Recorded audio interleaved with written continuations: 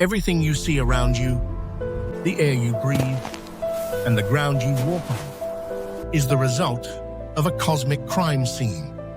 For billions of years, we've wondered why Earth isn't just another dead rock in space. Why do we have oceans, while our neighbors have only dust?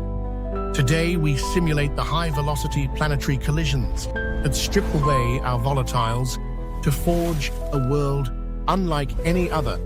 After the impact, the world was a liquid furnace, a magma ocean thousands of miles deep.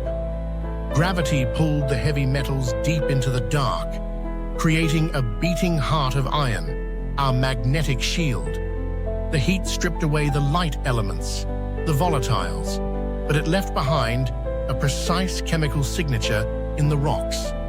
Later, as the fires died, ice arrived from the outer reaches, smashing into a stage that was finally ready to hold it. This collision didn't just break the world, it refined it, adjusting the chemistry of our air and the salinity of our seas. We are the survivors of a catastrophe. The mystery is only beginning.